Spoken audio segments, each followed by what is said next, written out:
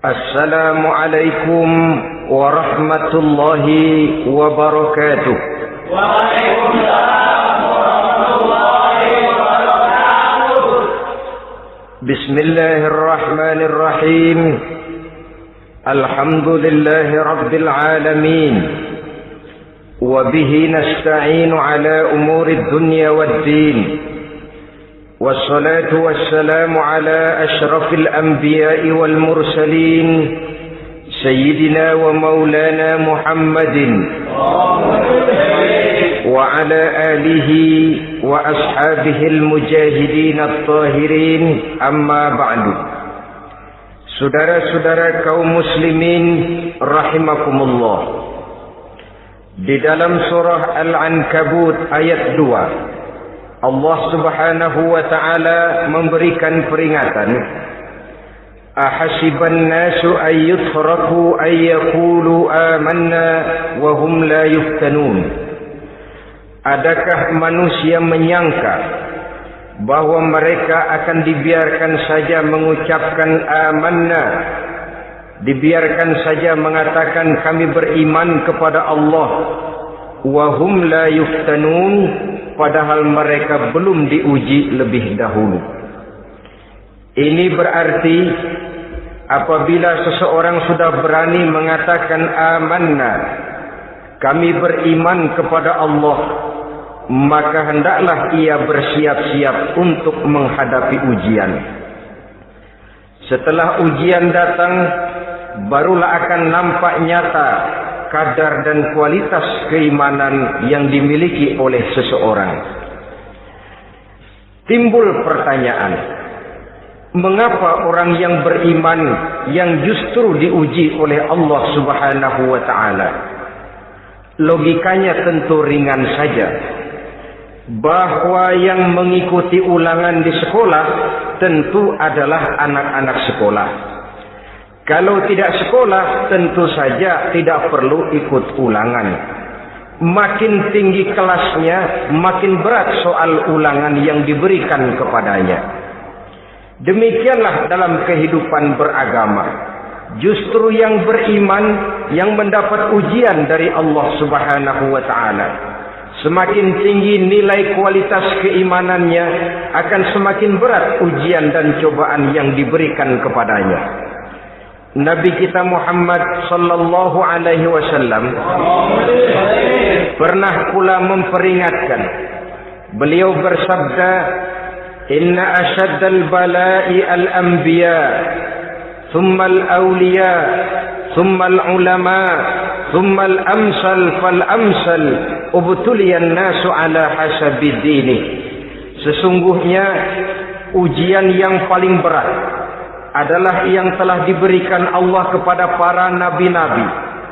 Di bawah itu adalah para aulia, kemudian para ulama, bertahap ke bawah dan ke bawah, diuji setiap orang menurut keteguhan dan kekuatannya berpegang kepada agamanya. Jadi semakin teguh kita berpegang kepada ajaran agama, semakin dekat kita dengan aturan-aturan agama, semakin berat ujian dan cobaan yang datang menimpa kehidupan ini. Maka persoalan inilah yang akan kita bicarakan pada pertemuan kali ini, tentang cobaan-cobaan yang datang menimpa kehidupan kita. Pokok persoalannya adalah surah Al-Baqarah ayat 155. Allah Subhanahu wa ta'ala menjelaskan jenis-jenis ujian yang diberikan kepada kita orang-orang yang beriman. Dalam Al-Baqarah 155 itu Allah Subhanahu wa ta'ala menjelaskan, وَلَنَبْلُوَنَّكُمْ بِشَيْءٍ مِّنَ الْخَوْفِ وَالْجُوعِ وَنَقْصٍ مِّنَ الْأَمْوَالِ وَالْأَنفُسِ وَالثَّمَرَاتِ وَبَشِّرِ الصَّابِرِينَ الذين إذا أصابتهم مصيبة قالوا إنا لله وإنا إليه راجعون ولنبلونكم بشيء من الخوف. Dan tentu dan pasti, kata Allah, kami akan menguji kamu sekalian, kami akan mencoba kamu sekalian dengan sebagian kecil dari rasa takut, wal ju', rasa lapar, wa naqsim minal amwal wal anfusi was samarat, kekurangan harta, jiwa dan buah-buahan. Ada 5 macam jenis ujian yang dijelaskan di dalam Al-Baqarah 155 ini. Yang pertama, walanabluwannakum bisyai'im minal khauf. Kami uji, kami coba kamu dengan sebagian kecil daripada rasa takut. Setiap manusia terlahir dengan membawa 2 sifat. Yang kontroversil, akan disebut apa seseorang bergantung kepada sifat mana yang lebih menonjol di dalam dirinya. Tiap orang punya rasa berani, tiap orang punya rasa takut. Kalau beraninya lebih besar daripada takutnya, ia dinamakan pemberani. Tapi kalau takutnya yang lebih besar daripada beraninya, ia dinamakan penakut. Tapi yang jelas 2 sifat kontroversial ini memang ada dalam diri manusia. Akan diuji kamu sekalian dengan sebagian kecil daripada rasa takut. Takut yang kadang-kadang tidak beralasan. Yang kaya takut jatuh miskin, yang punya jabatan takut kehilangan kedudukan dan pengaruhnya, dan pada akhirnya yang hidup pun menjadi takut mati. Sesuatu yang sungguh tidak beralasan dan menimbulkan kegelisahan di dalam kehidupan. Mari kita lihat dampak yang ditimbulkan oleh rasa takut ini. Ada orang kaya yang takut jatuh miskin. Akibat rasa takutnya ini, pertama, ia menumpuk-numpuk harta sebisa-bisanya dengan menghalalkan segala macam cara. Tidak peduli halal haram, tidak ngerti hak batil, tidak tahu hak dan pantas dan ma'ruf munkar atau tercela. Yang penting ia bisa menumpuk-numpuk harta, menimbun-nimbunnya, tidak hanya cukup untuk dirinya sendiri. Kalau perlu anaknya sudah dipersiapkan untuk jadi orang kaya, cucunya disiapkan jadi orang kaya, anak cucunya, cucu-cucunya, seluruhnya. Dia takut jatuh miskin. Kemudian akibat dari rasa takut ini, ia pun terjebak ke dalam penyakit bakhil bin pelit alias kikir. Tidak sedikit pun tergerak hatinya untuk memberikan bantuan dan pertolongan kepada mereka yang memang memerlukannya. Termasuklah ia ke dalam apa yang diingatkan Allah, allazi jama'a malan wa addadahu yahsabu anna malahu akhlada. Orang-orang yang menumpuk-numpuk harta kemudian menghitung-hitungnya. Dia menyangka bahwa hartanya akan dapat mengekalkan kehidupannya di dunia ini. Dia menyangka hartanya akan dapat mengekalkan kebahagiaannya di dalam kehidupan ini. Maka kerjanya hanya menumpuk dan menumpuk, dan dia sangat takut untuk jatuh miskin. Saudara-saudara kaum muslimin rahimakumullah. Lalu yang kebetulan punya jabatan takut kehilangan kedudukan dan pengaruhnya. Maka ia akan melakukan segala cara dan jalan untuk menjaga keamanan dan ketenangan dari jabatan yang sedang didudukinya. Hilang kesadaran bahwa jabatan adalah amanah. Hilang pengertian bahwa kedudukan adalah alat untuk berbuat baik dan mengabdi kepada sesamanya. Yang ada pikirannya hanyalah bagaimana menjaga kedudukan dan pengaruhnya agar tetap ada dalam dirinya. Segala cara pun dilakukan dan kadang-kadang ia kehilangan kontrolnya. Kemudian pada akhirnya manusia pun dilanda oleh perasaan takut mati. Sungguh sangat tidak beralasan sama sekali. Karena mati adalah kewajiban dari semua yang bernama hidup. Dan Nabi mengingatkan, al-mautu babun fa kullun nasi dakhilu. Mati adalah merupakan satu pintu yang setiap orang akan masuk ke dalam pintu itu. Bahkan mati sesungguhnya bisa merupakan nasihat di dalam kehidupan kita. Beliau bersabda, taraktu fikum nasihataini, natiqan wa samitan. Aku tinggalkan kepada kamu 2 macam nasihat. Pertama, nasihat yang pandai bicara, dan yang kedua, nasihat yang diam saja. Sahabat bertanya, nasihat yang pandai bicara itu apa ya Rasul? Beliau menjawab, Al-Quran. Kalau nasihat yang diam saja apa ya Rasul? Beliau menjawab, maut. Saudara-saudara kaum muslimin rahimakumullah, yang kaya takut miskin, yang punya jabatan takut kehilangan kedudukan dan pengaruhnya, dan pada akhirnya yang hidup pun menjadi takut mati. Sesungguhnya takut-takut yang sangat tidak beralasan sama sekali. Jika orang kaya takut jatuh miskin, untuk itu kemudian dia menghalalkan segala macam cara untuk menumpuk kekayaan yang tidak akan habis dimakan selama 7 turunan, kemudian diiringi dengan sifat bakhil, sifat tertutup, sifat berpangku tangan melihat kesulitan dan penderitaan orang lain, maka sesungguhnya dia tidak merasa bahwa harta merupakan titipan dari Allah Subhanahu wa ta'ala, bahwa ia merupakan alat dan bukan merupakan tujuan di dalam kehidupan ini.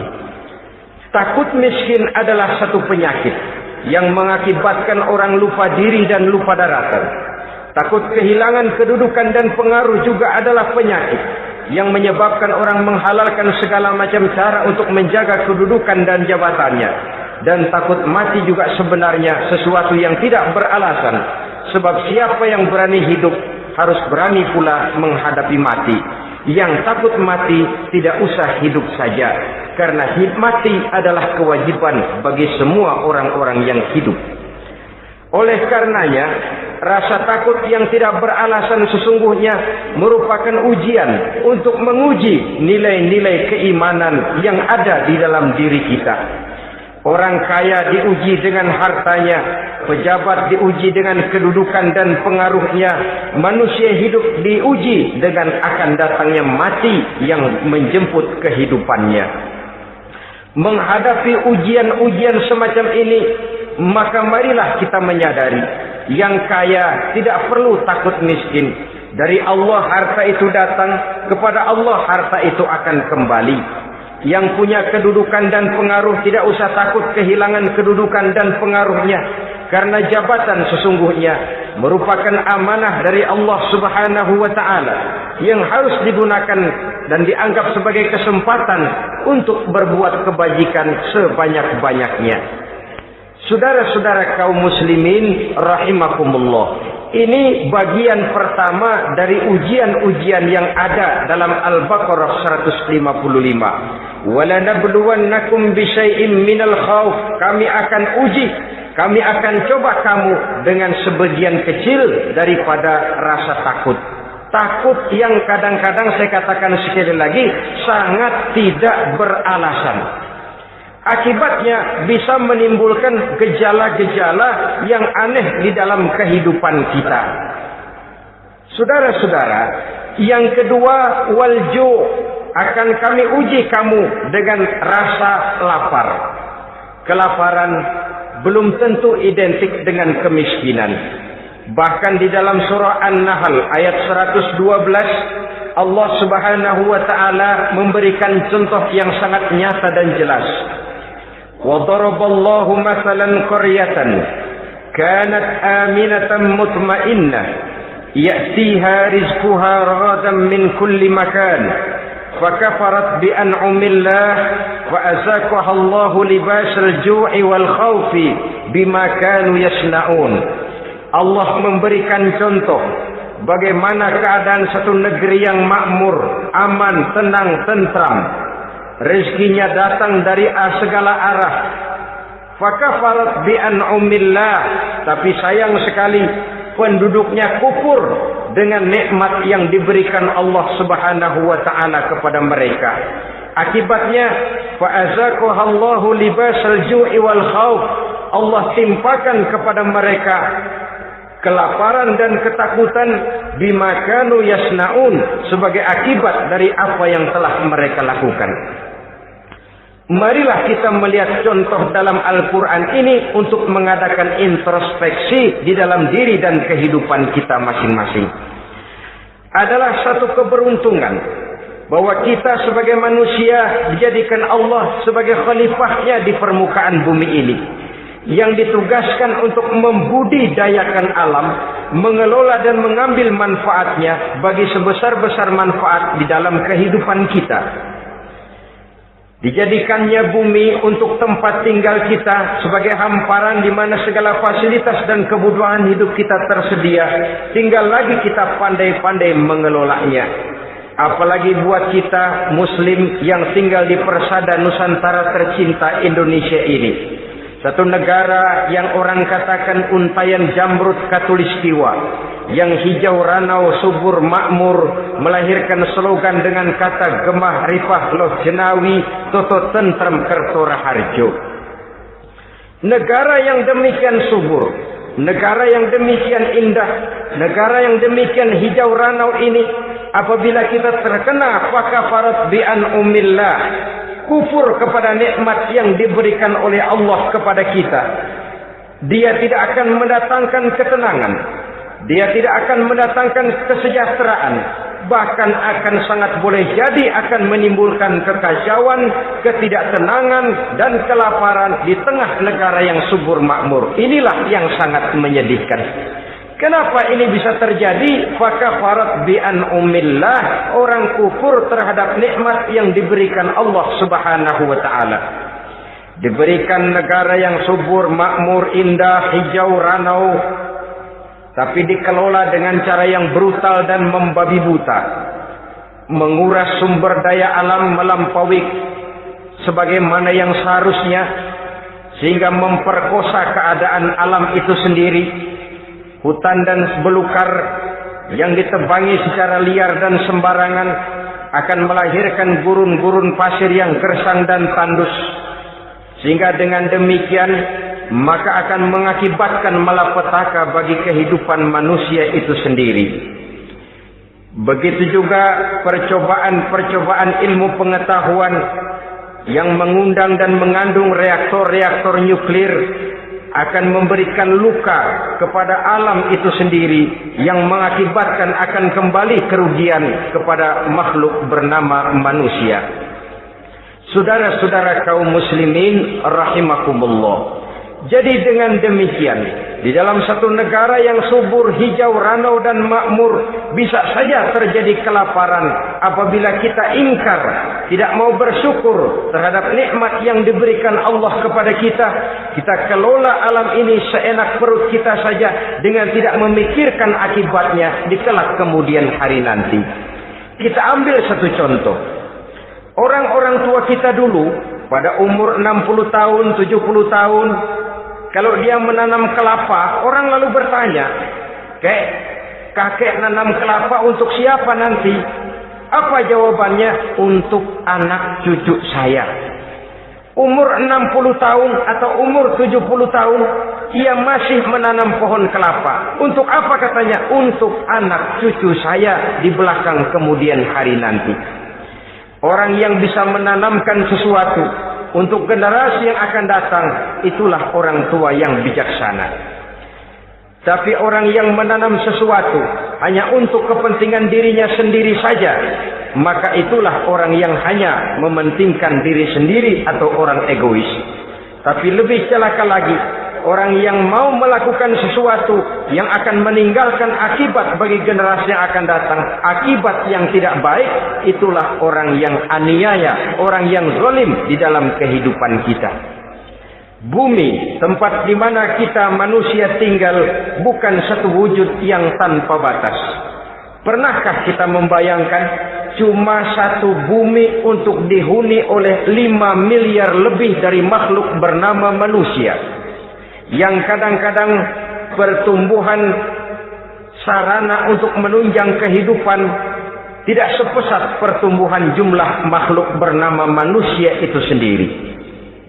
Oleh karena itu kita dituntut untuk pandai-pandai mengelola, membudidayakan alam ini dengan tetap menjaga keseimbangannya, sehingga bahaya kelaparan yang merupakan ujian di dalam kehidupan, insya Allah tidak akan kita temukan di dalam kehidupan kita. Saudara-saudara kaum muslimin rahimakumullah, ini kelaparan dalam artian sebagai satu bangsa. Bisa juga kelaparan dalam artian dalam kehidupan pribadi daripada manusia. Hidup ini kata orang berjalan bagaikan roda pedati. Sekali tempo naik kita ke atas, lain saat turun kita ke bawah. Ada saatnya kita jaya, ada saatnya kita pun mengalami kemunduran. Oleh karena itu, pasang surut kehidupan ini membuat orang seharusnya sadar bahwa pasang surut itu tidak harus menyebabkan pasang surutnya dia di dalam melaksanakan ibadahnya kepada Allah Subhanahu wa ta'ala. Kelaparan boleh jadi memang merupakan ujian untuk menguji nilai-nilai keimanan seseorang.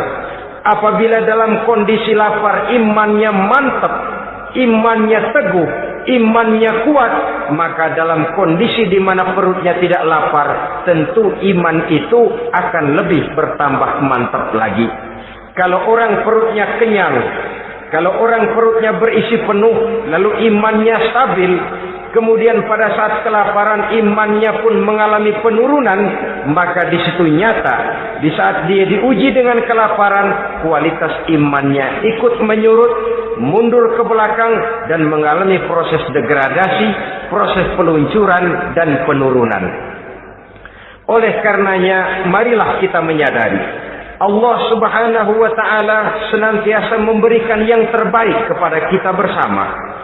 Kelaparan, apabila kita terima dengan sikap lapang dada, tidak akan menyebabkan kita menjadi berbuat nekat. Tetapi kita tetap dalam kontrol, tetap dalam keadaan yang stabil, tidak keluar dengan melakukan perbuatan-perbuatan yang negatif. Bagaimanapun kita ingin membela dan mempertahankan kelangsungan hidup, betapa dan bagaimanapun kita ingin menjaga kelangsungan perut, namun kita tetap tidak keluar dari norma-norma dan kaedah-kaedah yang telah ditentukan di dalam kehidupan beragama. Inilah cobaan yang kedua yang ada dijelaskan dalam Al-Baqarah ayat 155 tadi, berupa kelaparan. Yang ketiga, wa naqsim minal amwal, kekurangan harta alias kemiskinan. Kemiskinan, saudara-saudara, merupakan ujian dari Allah Subhanahu wa ta'ala untuk menguji sejauh mana kekuatan iman yang kita miliki di dalam kehidupan. Tetapi sesungguhnya bukan hanya kemiskinan, kekayaan pun pada hakikatnya juga merupakan ujian. Namun umumnya manusia akan lebih merasa diuji jikalau dia miskin daripada diuji jikalau dia menjadi orang yang kaya. Pada sisi lain, kenyataan mengatakan banyak orang lulus ketika diuji dengan kemiskinan, tetapi gagal berantakan setelah diuji dengan kekayaan. Kemiskinan pun apabila kita lihat dari segi kehidupan bermacam bentuknya. Ada kemiskinan di bidang ilmu pengetahuan. Karena kemiskinan dan kebodohan memang merupakan dua saudara yang seakan-akan sekandung. Yang satu bisa menimbulkan yang lain, tapi paling celaka kalau keduanya sudah berjalan beriringan. Maksud saya, kemiskinan bisa menimbulkan kebodohan, kebodohan bisa menimbulkan kemiskinan, tapi yang paling celaka sudahlah miskin, bodoh pula. Miskin ilmu. Yang kedua, miskin akhlak. Ini lebih parah lagi daripada miskin ilmu. Kalau miskin ilmu, orang sekadar goblok bin bodoh alias tolol, maka miskin akhlak ini menyebabkan orang kurang ajar, tidak punya budi pekerti. Sehingga dengan demikian miskin akhlak sesungguhnya lebih bahaya daripada miskin ilmu. Adapun miskin yang kita kenal pada umumnya dan juga yang dimaksud dalam ayat ini adalah miskin harta. Imam Ali karramallahu wajhah pernah memberikan peringatan, kadal faqru ayyakuna kufran. Boleh jadi kemiskinan mendekatkan orang kepada kekufuran. Dengan kata lain, biasanya kemiskinan bisa membuat orang nekat. Kalau sudah nekat, maka bukan cuma harga diri yang terjual, bukan cuma keluarga yang terjual, bukan cuma nilai-nilai materi yang dimilikinya yang terjual, bahkan iman dan keyakinannya. akidah dan pandangan hidupnya pun tidak akan segan-segan digadaikannya, dijualnya untuk mengatasi kelaparan dan kemiskinan itu tadi. Padahal selalu diingatkan pandangan dan keyakinan, iman sesungguhnya merupakan intan paling mahal, sesungguhnya merupakan mutiara paling berharga di dalam kehidupan kita.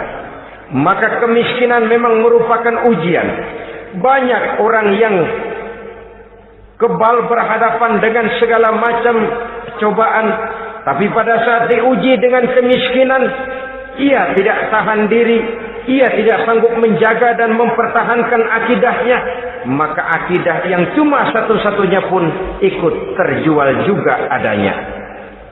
Saudara-saudara kaum muslimin rahimakumullah, mari kita menelusuri bahwa sesungguhnya Nabi menyatakan, ajaban li amril muslim, inna amrahu kullahu lahu khair.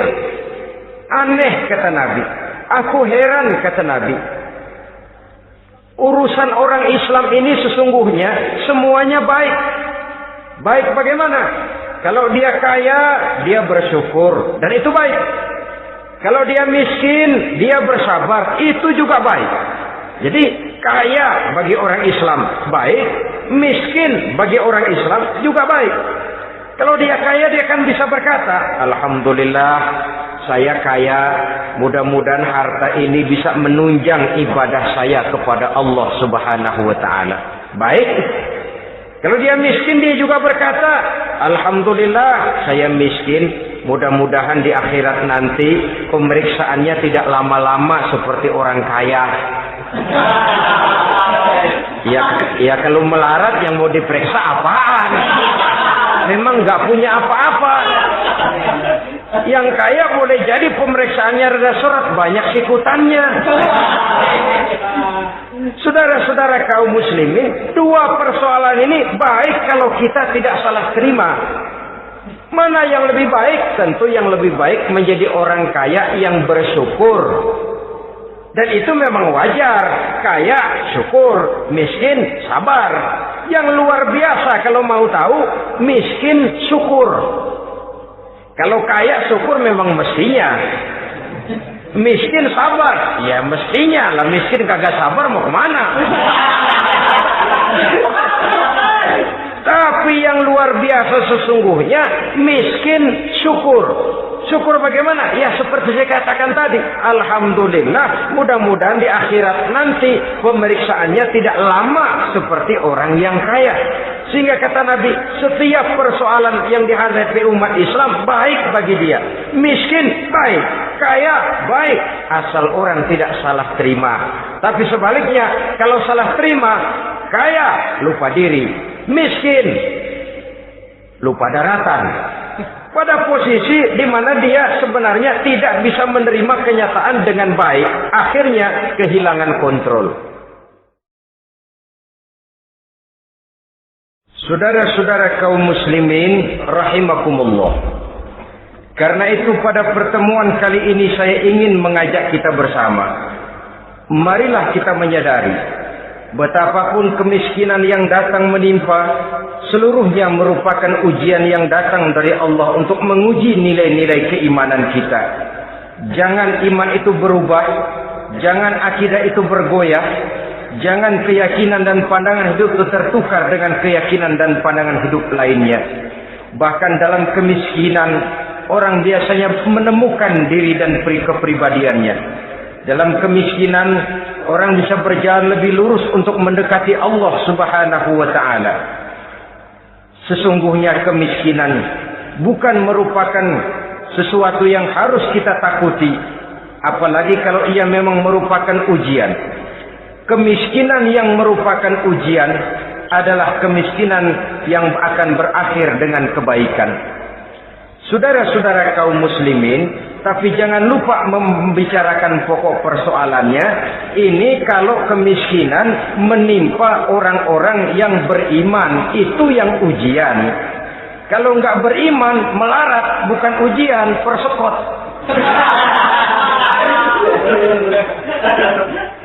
Nah, orang lalu bertanya, Pak, kalau orang kafir kaya bagaimana? Nah, begini saudara-saudara, dalam agama itu ada yang disebut nikmat, ada yang disebut istidraj. Kalau nikmat itu hanya diberikan kepada hamba-hamba yang beriman.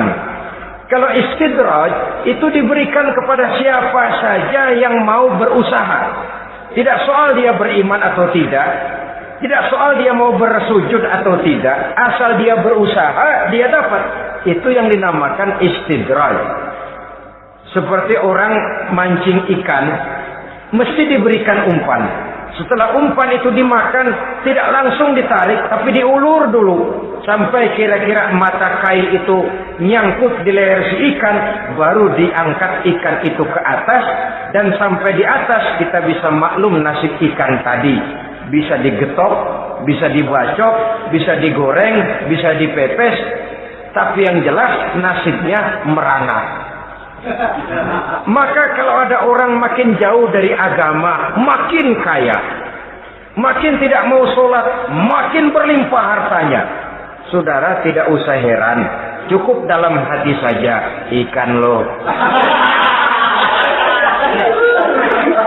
Jangan keras-keras, marah dia.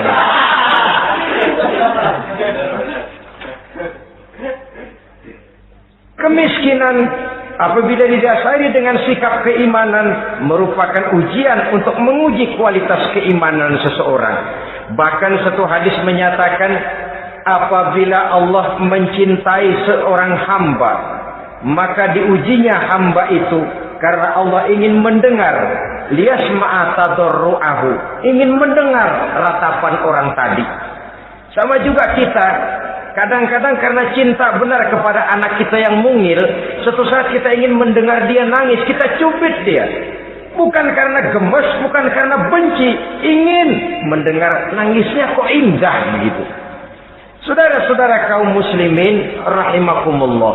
Jadi jangan sampai ada pertanyaan, saya kan sembahyang rajin banget, kenapa miskin ya? Apabila sekali lagi didasari dengan sikap keimanan, maka kemiskinan merupakan ujian.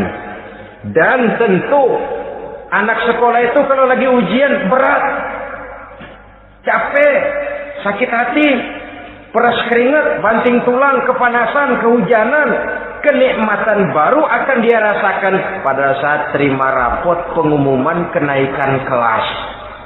Di situ kenikmatannya terasa. Demikian menghadapi ujian, kita cuma mengeluh, kenapa ada rasa takut, kenapa kelaparan, kenapa kemiskinan.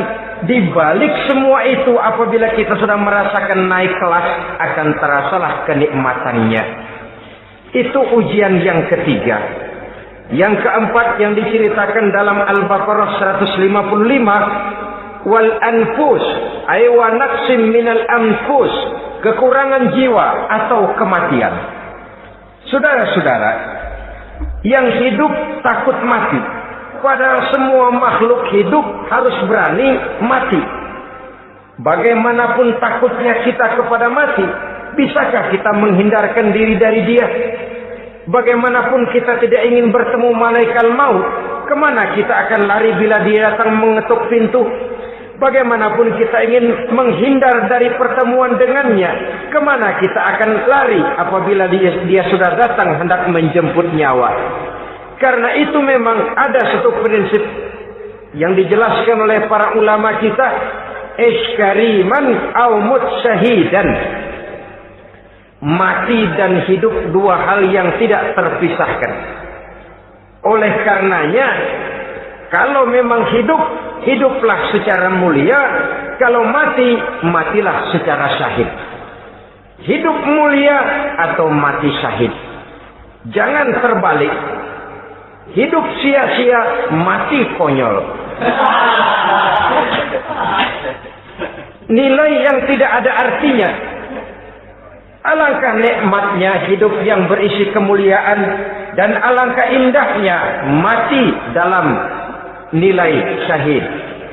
Saya ingin menyegarkan ingatan saudara-saudara kepada sikap Nabi Allah Ismail alaihi salam ketika menghadapi keputusan dari Allah Subhanahu wa taala memerintahkan Nabi Ibrahim alaihissalam untuk menyembelih leher anaknya Ismail, yang ini berarti adalah kematian. Ketika datang perintah untuk menyembelih leher Nabi Ismail, Nabi Ibrahim berkata kepada putranya, "Ya bunayya inni ara fil manami anni azbahuka fanzur maza tara."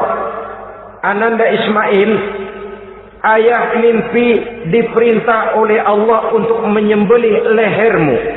Menurut pendapatmu bagaimana mimpi ini, nak? Laksanakan atau tidak usah? Saya tidak sanggup membayangkan. Anak cuma satu-satunya. Sudah lama diharapkan.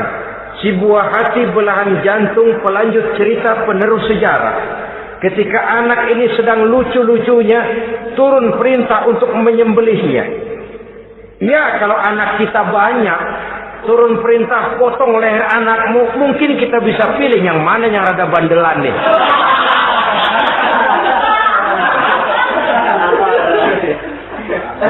Tapi ini anak cuma satu-satunya. Lucu, sudah lama diharapkan. Dan memang itu juga merupakan ujian kepada Nabi Allah Ibrahim. Seolah-olah Allah berkata, "Hai Ibrahim, dahulu sebelum kau punya anak, kau memang cinta kepadaku. Sekarang setelah kau punya anak, masuk rasa cinta anak ke dalam hatimu. Buktikan Ibrahim, mana yang lebih besar, cintamu kepadaku, kata Allah, atau cintamu kepada anakmu. Sembelih leher anakmu." Ternyata kemudian sejarah menyatakan Nabi Ibrahim cinta kepada Allah, beliau pun cinta kepada putranya. Tapi cintanya kepada Allah lebih besar daripada cintanya kepada putranya. Sehingga ketika turun perintah penyembelihan, itu pun dilaksanakannya, tapi tetap musyawarah dulu.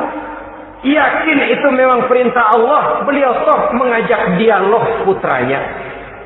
Ini yang penting dalam kehidupan kita, dialog. Nah, bapak mimpi diperintah Allah untuk menyembelih lehermu. Menurut pendapatmu bagaimana, nak? Laksanakan atau tidak? Yakin itu perintah Allah, tapi asas musyawarahnya tidak beliau tinggalkan. Walaupun yakin orang tua berbuat untuk kebaikan anak, alangkah baiknya anak diajak bicara. Sehingga dengan hasil pembicaraan ini nanti kita akan mengerti gejala perkembangan dan kemauan dari jiwa si anak tadi. Saudara-saudara kaum muslimin, apa jawaban Nabi Allah Ismail yang ketika itu masih remaja? Beliau menjawab, "Ya abatif al-ma tu'mar, satajiduni insyaallahu minas sabirin." Bapak, jikalau memang ini memang perintah Allah, laksanakan saja Bapak. Tidak usah ragu. Mudah-mudahan nanti Bapak akan menemukan saya termasuk ke dalam golongan orang-orang yang sabar. Ini pantulan doa Nabi Ibrahim dahulunya ketika meminta seorang keturunan yang merupakan anak yang soleh. Jawaban dari anak yang soleh. Kalau memang ini perintah Allah Bapak, laksanakan saja. Saya insya Allah termasuk ke dalam golongan orang-orang yang sabar. Kalau Allah memerintahkan Bapak untuk menyembelih leher saya, silahkan Pak. Saya ikhlas, saya ridho, saya rela untuk memenuhi perintah Allah Subhanahu wa ta'ala. Ini jawaban anak soleh. Sebab itu sering saya katakan, kalau kita cuma punya anak pintar tidak soleh, mungkin jawabannya nggak begini. "Nak, Bapak diperintah motong leher kamu, nak. Bagaimana pendapatmu?" Mungkin dia jawab, "Bapak aja yang tuaan, Pak."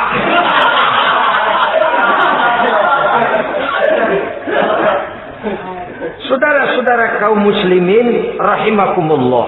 Jadi prinsip ini gugur memenuhi panggilan Allah.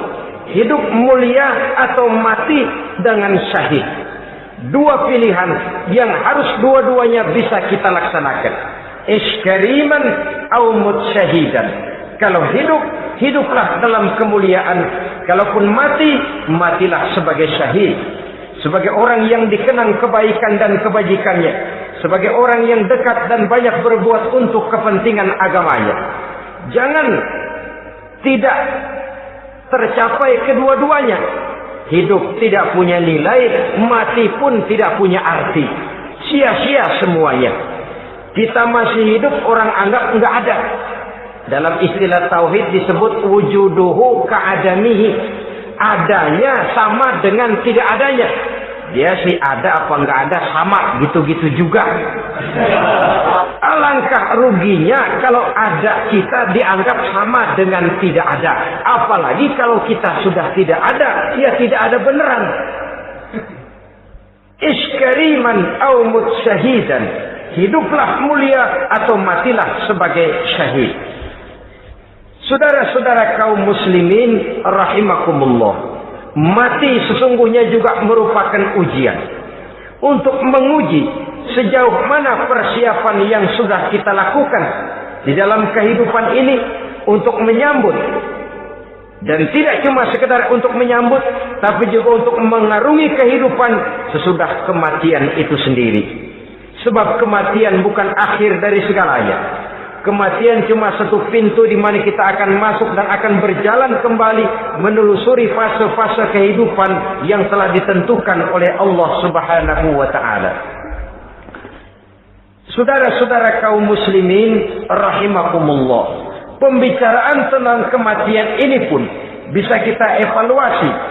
Ada yang takut mati usahanya, ada yang takut mati karirnya, ada yang takut mati rezekinya, ada yang takut mati batinnya, ada yang takut mati jasmaninya, dan lain sebagainya. Seluruh ketakutan kepada kematian itu memang merupakan hal yang wajar. Ada yang takut mati usahanya, ada yang takut mati karirnya, ada yang takut mati rezekinya. Tapi kalau ketakutan itu lalu melahirkan perbuatan-perbuatan negatif yang menimbulkan penyimpangan, itu sudah di luar dari yang seharusnya. Kematian merupakan ujian. Menghadapi segala macam ujian termasuk kematian ini akan kita bicarakan pada bagian penutup nanti. Yang kelima, saudara-saudara, ujian yang dijelaskan dalam Al-Baqarah 155 tadi, wa naqsim minas samarat, kekurangan buah-buahan. Kekurangan buah-buahan bisa berarti paceklik. Ini juga bisa diakibatkan oleh apa yang dijelaskan dalam An-Nahl 112 tadi. Orang kufur kepada nikmat yang diberikan Allah Subhanahu wa taala. Orang jauh dari petunjuk-petunjuk agama, merasa segala persoalan bisa dipecahkan dengan kemampuan otaknya, hilang rasa ketergantungannya kepada Allah Subhanahu wa taala. Maka usahanya bisa berakhir dengan yang tidak diharapkan. Sudah bikin target, tahun ini kita bakal panen raya besar. Tahu-tahu tikus ngamuk. Habis padi digarap oleh tikus, panen bisa gagal. Bahkan beberapa tahun yang lalu, kita masih ingat bagaimana ulat-ulat menyerbu pohon-pohon jambu. Ribuan batang pohon jambu. Ribuan pohon-pohon jambu itu mati. Lalu jambu-jambu itu tidak bisa lagi dimanfaatkan dalam kehidupan. Tikus yang menyerbu sawah, ulat yang menyerbu pohon-pohon jambu, angin topan, puting beliung, gempa bumi, itu sudah proses-proses di luar kemampuan manusia untuk mendeteksinya. Disinilah manusia harus sadar bahwa setelah ia berusaha dan berusaha sesuai dengan keterikatannya kepada hukum alam, kepada sunnatullah, maka ia harus punya sandaran vertikal kepada Allah Subhanahu wa taala. Agar bila usahanya berhasil, dia tidak lupa diri dan lupa daratan. Dan apabila usahanya kemudian ternyata gagal, dia tidak menjadi putus asa, buruk sangka, sempit hati, cupik pandangan. Cobaan datang dari Allah Subhanahu wa taala berupa kekurangan buah alias paceklik. Saudara-saudara, menghadapi cobaan dan ujian yang saya katakan tadi, 5 macam ini, apa konsepnya, apa jalan keluarnya? Ayat selanjutnya dalam kalimat tadi menjelaskan wabasyiris sabirin, menghadapi ujian-ujian dalam hidup, baik rasa takut, kelaparan, kemiskinan, kematian, kekurangan harta, kekurangan buah-buahan. Wabasyiris sabirin, gembirakan orang-orang yang sabar. Menghadapi segala macam ujian tadi, gembirakan orang-orang yang sabar. Siapa orang yang sabar itu? Alladzina iza asabathum musibatun qalu inna lillahi wa inna ilaihi raji'un. Yaitu orang-orang yang apabila menghadapi ujian, ditimpa musibah, mereka berkata, sesungguhnya kami berasal dari Allah dan sesungguhnya kepada Allah pula kami akan kembali. Bukan cuma sekedar ucapannya, tapi penghayatannya kepada filsafat yang terkandung di dalam kalimat itu tadi. Maka jadilah dia semacam lipstik, jadilah dia semacam dekorasi. Apabila kita berjanji dan dalam hati kita sudah ada kemungkinan besar kita tidak akan datang, kita tetap menggunakan kata-kata insya Allah. Padahal yang jelas tidak akan mau datang adalah kita. Kita sandarkan dan kita kembalikan itu kepada Allah. Sesungguhnya kami berasal dari Allah. Sesungguhnya kepada Allah juga kami akan kembali. Bukan cuma sekedar ucapannya, tapi juga penghayatan kepada filsafat yang terkandung di dalamnya. Kalau suatu saat kita harus kehilangan harta yang kita miliki, kenapa tidak berpikir inna lillahi wa inna ilaihi raji'un? Bahwa dulu pun ketika lahir ke dunia ini tidak ada harta yang saya bawa. Kalau sekarang harta itu hilang, inna lillahi wa inna ilaihi raji'un. Itu yang saya maksud. Kalau sekarang, kalau suatu saat kita harus melepaskan pangkat jabatan yang kita sayangi, kenapa kita tidak kembali kepada inna lillahi? Dulu pun ketika waktu lahir ke dunia ini tidak ada pangkat dan jabatan yang saya bawa. Kalau sekarang harus pensiun, inna lillahi wa inna ilaihi raji'un. Ini kadang-kadang enggak. Dengar mau mutasi, mau pensiun, mulutnya inna lillahi, tapi gerbek-gerbek dukun diusul.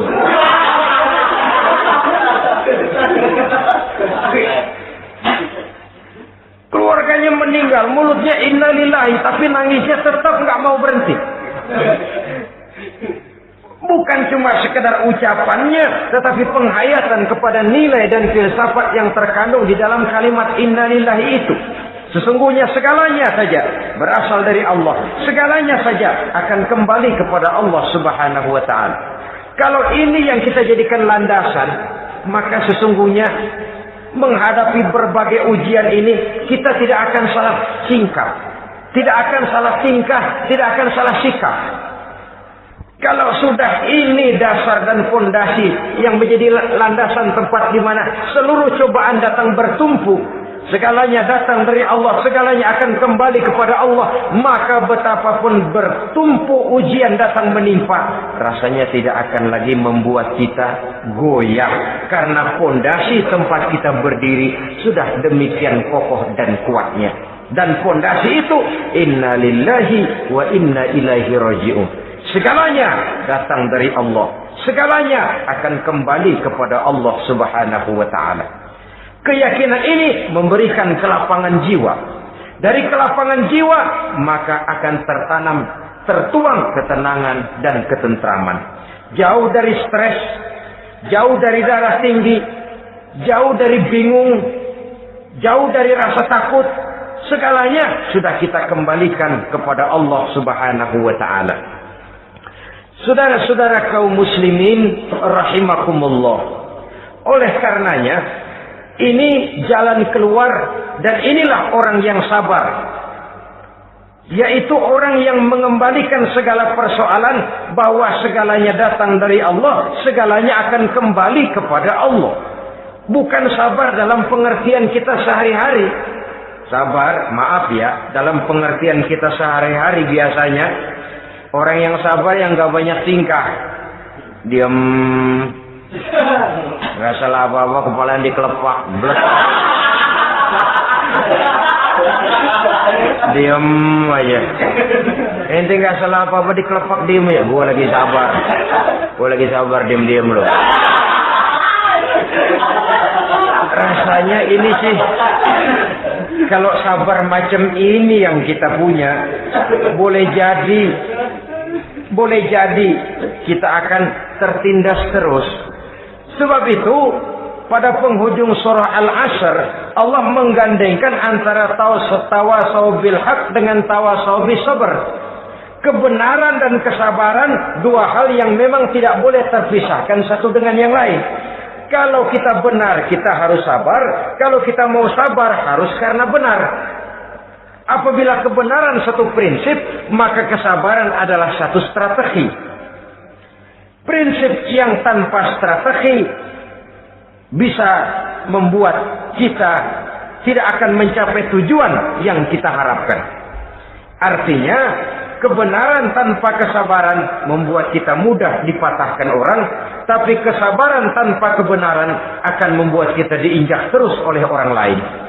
Karena itu, kalau yakin kita benar, harus sabar. Kalau mau bersabar, harus karena benar. Dalam hal ini, sifat sabar yang dicontohkan oleh Rasulullah Sallallahu Alaihi Wasallam sungguh memang merupakan jadi panutan. Sepanjang persoalannya adalah persoalan pribadi, sepanjang pribadi beliau yang dihina, sepanjang pribadi beliau yang dicaci maki, beliau biasanya bisa mengendalikan diri. Tapi kalau sudah agama masalahnya, maka beliau pun tidak segan-segan mencabut pedang, maju ke medan perang. Bukan untuk memaksakan agama dan keyakinan, karena agama dan keyakinan memang tidak bisa dipaksakan, tapi untuk menjaga, membela dan mempertahankan agama dari hinaan, cemoohan dan caci maki orang lain. Yang kita lakukan sebaliknya. Kalau pribadi kita yang dihina, marahnya 17 langit. Tapi kalau sudah agama dicaci maki orang, agama dihina orang, agama diremehkan orang, biarin dah, masih banyak ustaz. Cuma masalah ustaz kah agama itu? Cuma urusan kiai kah agama itu? Tidak. Agama itu urusan setiap pribadi muslim. Ya dia jadi pengusaha, ya dia jadi pejabat, ya dia jadi seniman, ya dia jadi teknokrat, ya dia jadi ekonom, ya dia jadi pakar di berbagai bidang. Agama adalah masalah setiap kita. Kalau pribadi Nabi yang dicaci, pribadi yang dihina dan dicemoohkan orang, beliau mengendalikan diri. Tapi kalau sudah agama taruhannya, beliau tidak segan-segan cabut pedang, maju ke medan perang. Sabar tapi pada tempatnya. Sabar tidak dalam artian diam, ndelohom, ayem-ayem, nggelenggem, menunggu embun yang turun dari langit. Emang lagi lapar, sabar aja. Nggak usah makan, nanti juga waktunya Tuhan kasih kenyang-kenyang. Kalau sabar macam ini yang kita pakai, lapar terus dah. Emang giliran sakit, sabar aja. Nggak usah berobat, nanti juga waktunya baik, sembuh. Mati terus dah.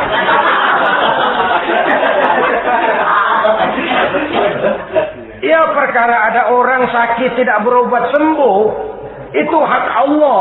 Tapi tidak boleh kita jadikan sandaran, apalagi kalau makom kita dengan Allah masih sedemikian jauhnya. Itu hanya ucapan dari orang-orang yang makom dia dengan Allah itu sudah tidak ada jarak. Permohonannya dipenuhi, kehendaknya dituruti, sebab dia dengan Allah sudah sedemikian dekatnya. Kalau kita masalahnya, yang antara kita dengan Allah ini dilapisi oleh dosa dan kesalahan yang kita kerjakan sendiri. Rasanya kita masih harus banyak berbuat sesuai dengan keterikatan kita kepada sunnatullah itu. Orang yang sabar adalah orang yang sadar kepada hakikat dan filsafat yang terkandung di dalam kalimat inna lillahi wa inna ilaihi raji'un. Segalanya datang dari Allah, segalanya pun akan kembali kepada Allah. Harta yang hilang tidak membuat kita gundah, pangkat yang harus kita tanggalkan tidak membuat kita kecil hati dan tidak akan meninggalkan medan pengabdian. Kenapa? Kita cuma menganggap itu satu titipan. Lain kalau kita anggap itu punya kita, jabatan punya kita. Nah, itu yang kita suka wangkeng. Saudara-saudara kaum muslimin, kesimpulannya banyak cobaan-cobaan dalam hidup. Yang dibicarakan dalam Al-Baqarah 155 ini sebagian kecil dari rasa takut, kelaparan, kemiskinan, kematian, dan kekurangan buah-buahan. Menghadapi segala macam ujian tadi, kembalilah kita kepada dasar inna lillahi wa inna ilaihi raji'un.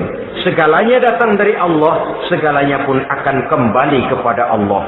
Semoga dengan sikap ini kita akan lapang dada menghadapi ujian dan akan semakin tangguh iman dan akidah kita menghadapi cobaan yang datang menimpa.